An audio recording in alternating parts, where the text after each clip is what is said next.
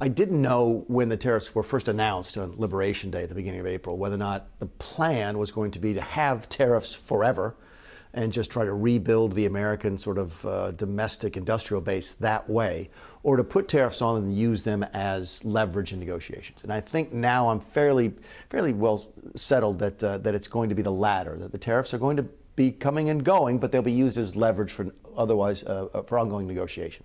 You have worked up close and personal with Donald Trump, so you know how he operates. How will he be in these negotiations? And crucially, what does a satisfactory outcome look like for the United States? He wants principle to principle discussions. Trump doesn't really have, he's not interested in back channel negotiations, the quiet stuff. He wants to sit down with the leaders of all the prominent nations and try to work out a deal directly. It's how he's worked since he was a young man. It's how he worked during his first term.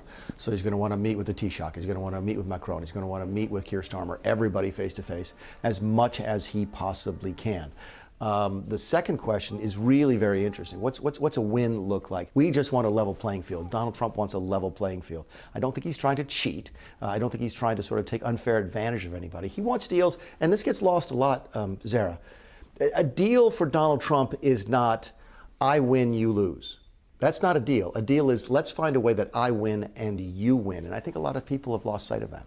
So what advice would you give to the Taoiseach, Micheál Martin, in the midst of all of this?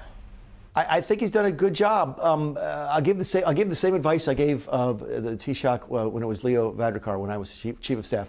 Don't come asking for things. That's not a deal. Come offering a deal. Well, obviously the Taoiseach will say that as the leader of this country, he's not going to get an opportunity to make those offers because Europe does negotiate as a bloc. Yep, that's a problem. That is falling on very barren soil right now in the United States of America. Donald Trump doesn't like multilateral agreements. He likes bilateral discussions. So you have to figure out a way to sort of meld those two worlds.